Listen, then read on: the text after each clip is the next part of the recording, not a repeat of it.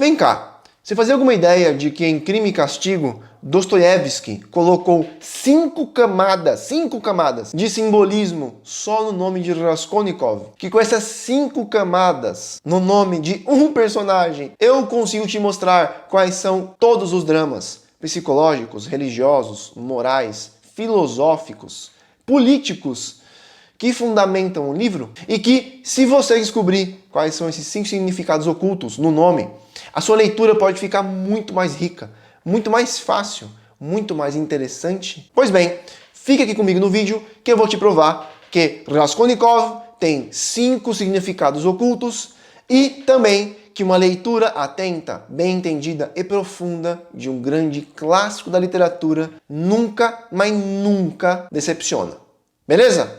Sem mais delongas, vamos pro vídeo.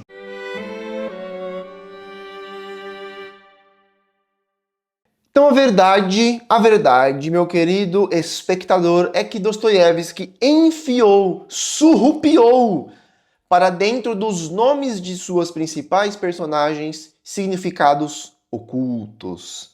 Dostoiévski não escolhia os nomes das personagens principais de forma aleatória, tá?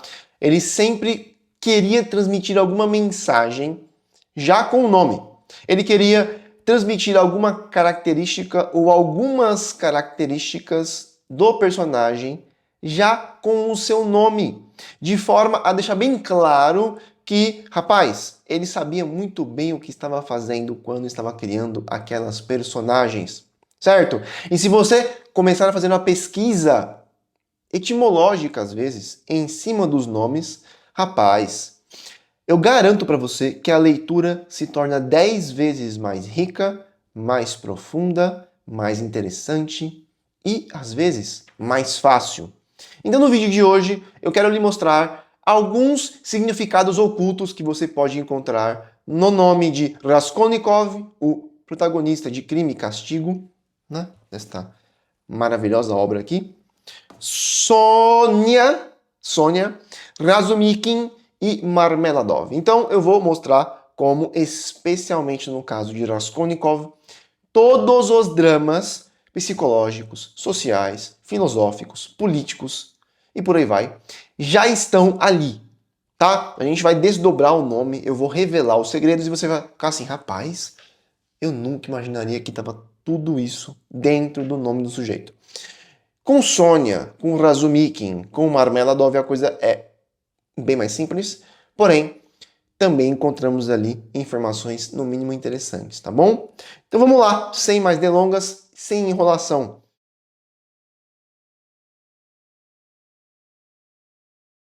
Raskolnikov é o protagonista de Crime e Castigo.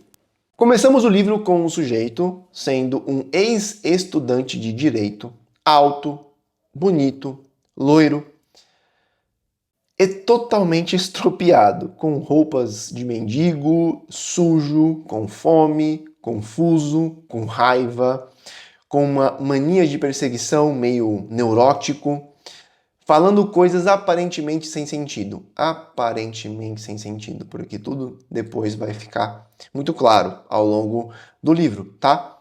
Mas começamos o livro com Raskolnikov estranho, isolado, confuso, febril, tá?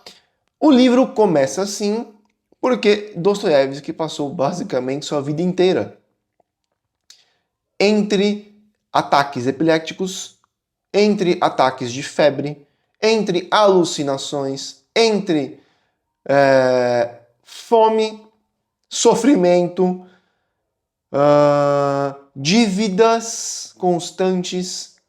Então, o estilo é o homem. E no caso de Dostoiévski, o estilo de Crime e Castigo de fato revela o espírito por trás do livro, tá? Mas esse é outro assunto. Raskolnikov começa então o livro desta forma, beleza? E o nome de Raskolnikov, ele contém um outro nome. Então se você pegar lá Raskolnikov, dentro desse nome existe um segundo nome. É o Raskolnik. Ok? Repito, ou digo de primeira vez, não sei, que Eu não sei pronunciar os nomes russos de forma correta, tá bom? Então, caso alguém venha me corrigir aqui, eu já me corrijo de antemão. Eu não sei pronunciá-los e eu nem tenho muito interesse também em aprendê-lo. O que importa é o sentido dos nomes e o sentido do livro no final. Beleza? Tá bom. Raskolnik era um termo dado a uma certa parcela de pessoas da população russa na época de Dostoiévski. Raskolnik literalmente quer dizer cisão, ok? Cisão. O que é uma cisão? É quando você separa uma coisa de outra de forma violenta, no geral, tá? Não é uma separação branda, amigável, amorosa. É uma separação que implica algum tipo de violência, tá? Esse termo literal, Raskolnik, passou a ser usado na época de Dostoiévski, um pouquinho antes, para designar um grupo de cismáticos da Igreja Ortodoxa Russa. Então nós tínhamos lá na Rússia o Estado e a Igreja. As duas coisas eram basicamente uma só. Houve uma simbiose, uma mistura entre Estado e Igreja. E houve, em uma época, certo bispo dentro da Igreja Ortodoxa que gostaria de modernizar a liturgia da Igreja. Esse bispo foi mais tarde excomungado da Igreja Ortodoxa Russa e os seus seguidores, que concordavam com ele e não gostariam de manter a liturgia como estava, foram excomungados junto com o bispo. Então, essas pessoas acabaram sendo isoladas, tanto da igreja quanto do Estado, porque a igreja era o Estado e vice-versa. Desobediência em relação ao ritual equivalia à desobediência civil. Então, se o sujeito, sei lá, digamos que hoje em dia houvesse uma igreja, a igreja católica fosse a igreja, fosse uma igreja em união umbilical com o Estado. E digamos que eu, Raul, não quisesse participar da liturgia católica de bater palmas, por exemplo. Né? Eu acho que bater palma na igreja, na missa, é heresia, está errado, temos que mudar isso. Ou, um outro exemplo, digamos que eu quisesse modernizar, na verdade, a liturgia e quisesse introduzir palmas na liturgia de forma obrigatória. Exemplo, tá? Se eu não me recusasse a continuar aceitando a liturgia como ela era de fato, eu seria isolado da igreja, excomungado, chutariam a minha bunda da igreja e eu também começaria a perder direitos civis. Então, esses Raskolniks eram sujeitos que eram párias, basicamente. Tá? Os mais radicais, inclusive, começaram a se recusar a comer, se recusavam a pagar impostos, se recusavam a trabalhar, se recusavam a tomar qualquer parte com aquele Estado porque eles julgavam que o czar, que os tinha obrigado a abrirem mão de suas reformas, ele era o anticristo na Terra. Então, por que raios Dostoiévski escolhe essa palavra para nominar Raskolnikov?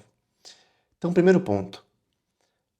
A palavra literalmente quer dizer uma cisão. Primeiro ponto é esse. Então vamos pegar o sentido literal da palavra. O que Raskolnikov faz com a velha um pouco mais à frente do livro? Raskolnikov enfia... Spoiler, tá bom, gente? Spoiler! Raskolnikov enfia um machado no crânio da velha e cinge a cabeça dela. Raskolnikov cria uma cisão craniana. Literalmente, ele separa o crânio da mulher em dois, com um machado, de forma selvagem e violenta. Então, a primeira correspondência é essa. O nome Raskolnikov já carrega em si o assassinato e a forma do assassinato. Primeiro ponto. Porém, existe um segundo ponto. Os Raskolniks eram párias na sociedade. Eles ficavam isolados e porque eles tinham uma crença específica, não podia haver mais ligação entre eles e o resto do povo russo, e o resto das pessoas. E o resto, por exemplo, de familiares, de amigos às vezes. Como é que Raskolnikov começa o livro? Ele começa o livro em uma roda de amigos, feliz, conversando, compartilhando o que passava na sua cabeça? Não. Ele começa o livro febril e isolado. E ele está isolado por quê? Porque ele não pode compartilhar com ninguém os seus planos homicidas. E ele não pode compartilhar com ninguém os seus planos homicidas, porque depois de misturar de forma bagunçada um monte de ideias igualmente bagunçadas, Raskolnikov estava começando a colocar em xeque a dignidade da vida humana. Ele estava começando a fazer um cálculo utilitarista. Mas peraí, a gente tem uma velha, essa velha é má, ela é uma agiota inescrupulosa, ela não vai piscar duas vezes antes de desgraçar alguém que já está desgraçado. Ela ganha vida aplicando juros, ou seja, não produz nada, só rouba basicamente.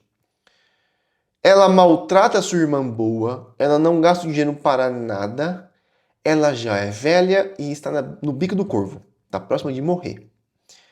Raskolnikov, por sua vez, tinha uma mãe e uma irmã que estavam passando fome, quase, como ele. E sua irmã estava prestes a se casar com um homem que tinha dinheiro, mas que era um péssimo homem, que estava procurando alguém pobre só para casar-se com ela, e controlá-la. Esse é o tema recorrente no Dostoiévski. O noivo rico que quer encontrar uma moça pobre só para controlá-la por meio do dinheiro.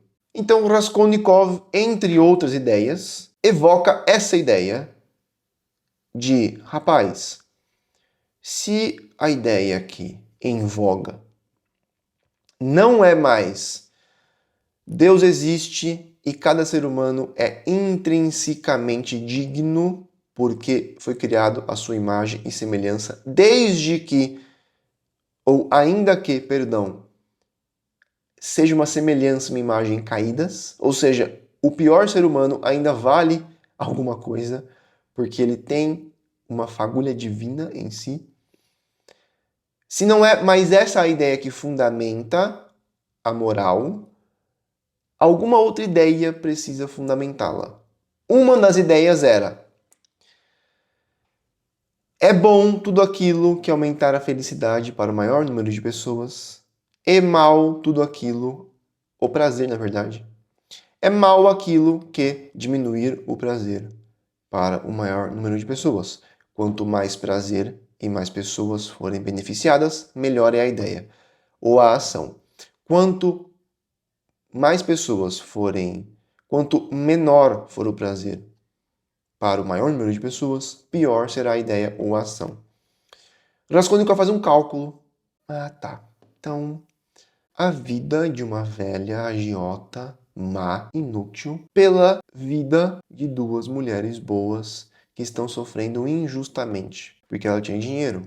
Então a ideia dele era roubar o dinheiro da velha e ajudar sua irmã e mãe com isso. Não é a única ideia. Existem várias outras ideias. Mas para que você tenha um gostinho do que eu estou falando, Raskolnikov, por exemplo, se torna meio que um herege diante do resto das pessoas. Porque as pessoas normalmente não fazem esses cálculos para definirem se alguém deve ou não viver. É muito difícil, é uma porcaria, é uma merda você ver pessoas boas sofrendo de forma injusta e você ver pessoas más de boa. Mas a solução, no geral, não é matar as pessoas más e dar o dinheiro para as pessoas boas. Se você ultrapassa essa barreira, você já se coloca à parte da maior parte das pessoas. e você não consegue conversar abertamente. Se eu fosse defender uma ideia dessas hoje em dia, difícil que eu seria ouvido por muita gente, né? Eu seria isolado pelas pessoas, especialmente se eu estivesse realmente cogitando matar alguém. Então Raskolnikov está isolado, ele está cindido, ele foi separado de forma violenta de novo por suas ideias do resto da humanidade. Segunda camada simbólica do nome. Só que Raskolnikov não está planejando o assassinato com tranquilidade, né, de boa. Não, ele está terrivelmente dividido. Ele passa metade do livro tentando justificar o possível crime e às vezes fugindo das suas próprias justificativas. Ele não sabe se quer ou não quer, se vai ou se não vai. Porque Raskolnikov, terceira camada simbólica, está cindido dentro de si mesmo, tá? Tem a sua parte boa, que é o Raskolnikov que ajuda os pobres, que salva a menina do estupro, que deixa moedas, né, o único dinheiro que ele tinha para um pai alcoólatra, a fim de que os seus filhos não passem fome, pelo menos naquela noite. É o Raskolnikov que se preocupa com a irmã, que se preocupa com a mãe. É o Raskolnikov que tem aquele sonho do cavalo. Por outro lado, temos o Raskolnikov que faz o cálculo utilitarista para justificar a morte da velha. Temos o Raskolnikov que acha absurdo, que acha injusto, que acha ridículo que ele, um intelectual, seja obrigado a pagar um aluguel para uma velha. E que pior, ele não tem o dinheiro para pagar o aluguel. Tá? Temos o Raskolnikov egoísta, o Raskolnikov orgulhoso, o Raskolnikov que se apega à sua própria inteligência e com ela acha que pode criar um novo mundo. Um mundo em que novas leis morais vigoram, as suas leis morais, tá? Existe um símbolo nessa terceira camada simbólica do seu nome naquele sonho do cavalo. Como é que é o sonho do cavalo? Raskolnikov dorme, ele está no seu ponto máximo de crise, não sabendo se vai matar a velha ou não. Ele acaba dormindo e tem um sonho. Dostoiévski adora usar sonhos, ok? Caso você queira ler um livro pequeno em que o sonho se torna a parte principal do livro, você pode ler O Sonho de um Homem Ridículo, tá? Mas enfim, Dostoiévski adora usar sonhos de personagens para carregar a narrativa à frente. E Raskolnikov dorme e tem um sonho em que ele volta a ser um menino, ele está andando com seu pai e passa à frente dos dois um cavalo já velho, já cansado demais, já querendo arregar. Esse cavalo acaba caindo no chão de exaustão, de velhice, de fraqueza. O seu dono, bêbado, tenta fazer com que o cavalo se levante e volte a trabalhar. O cavalo é inútil. O cavalo é inútil. Guarde essa palavra inútil. E o sujeito começa a espancar o cavalo de raiva, né? Socos, chutes, cusparadas, de forma completamente de graça, tá? Existem outras pessoas em volta, também bêbados. Eles ficam atiçados pelo espancamento no bicho e também começam a espancar o cavalo. Então, cria-se aquele frenesi de violência. Alguns pegam paus e o cavalo, uma vítima inocente, só porque não valia mais nada, não servia para produzir algo de valor, é morto de forma absolutamente violenta pelo seu dono e por outros sujeitos.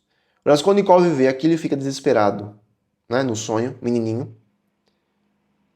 Corre para abraçar o cavalo e beijar a carcaça do cavalo ensanguentada, né, moída na rua.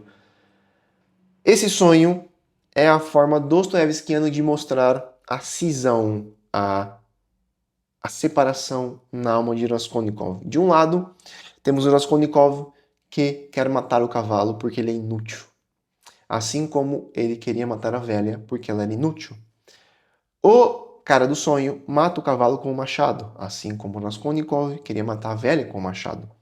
E ele justifica a morte dizendo que o cavalo era dele. Havia uma ideia de posse na jogada. Havia uma ideia de posse no assassinato, havia uma justificativa. Assim como Raskolnikov queria inventar 1001 justificativas para matar a velha. Essa é a sua parte má. Essa parte má, ela é simbolizada pela justificativa do sujeito que mata o cavalo, mas também por esse frenesi, por esse quase tesão que eles têm com a violência. Então Raskolnikov tinha em si o lado mal. O lado mal era esse lado da violência e o lado de justificar a violência. Só que havia também o lado bom. O lado do Raskolnikov menino, que olha aquela cena bárbara e fica cheio de compaixão.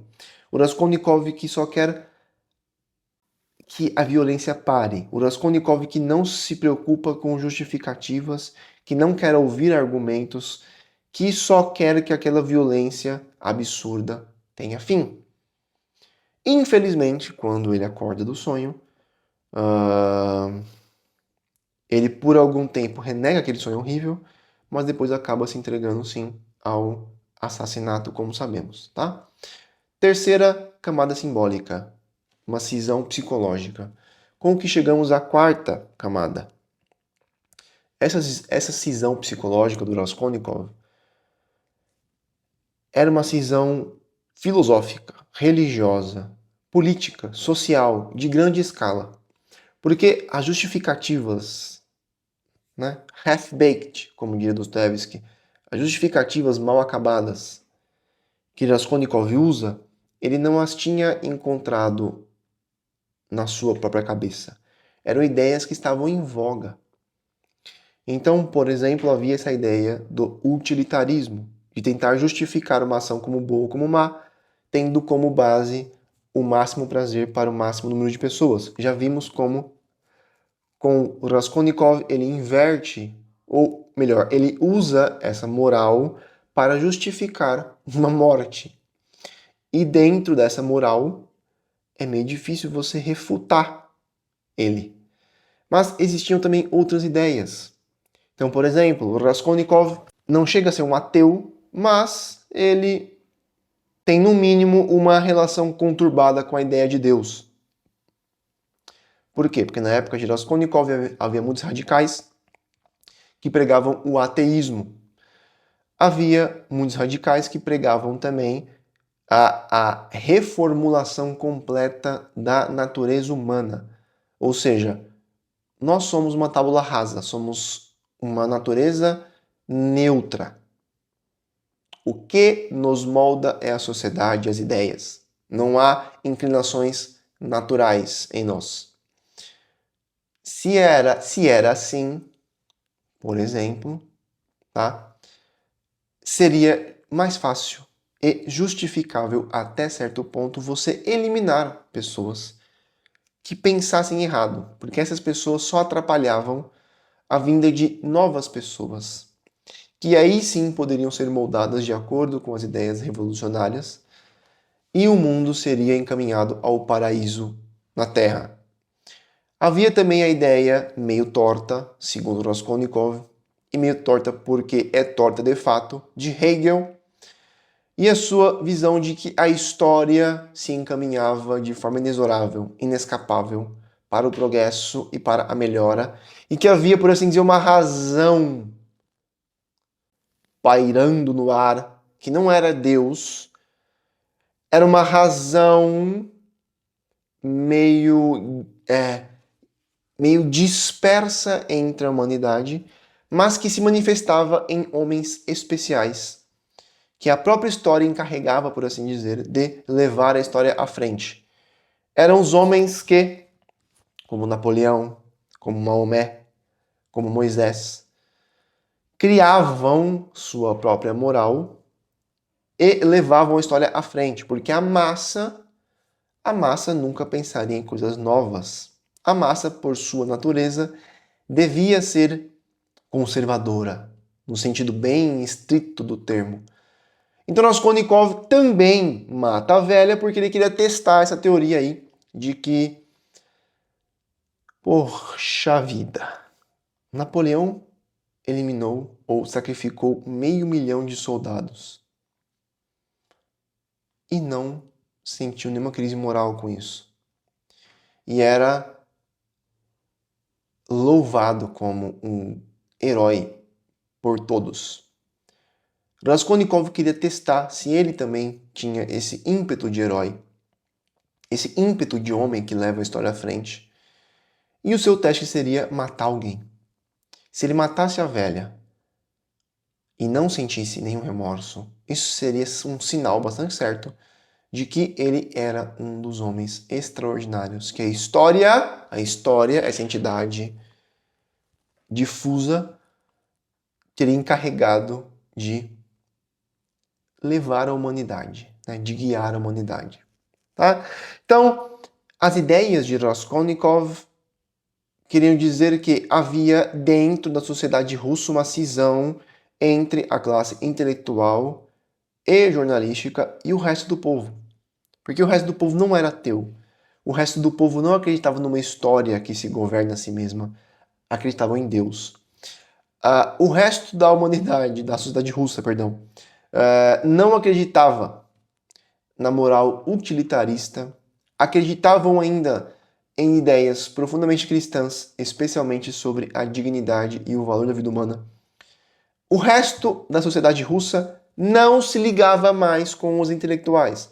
Assim como hoje em dia é muito difícil você dizer que a classe intelectual defende uma ideia que seja igualmente defendida pelo povão. Não defendem, tá?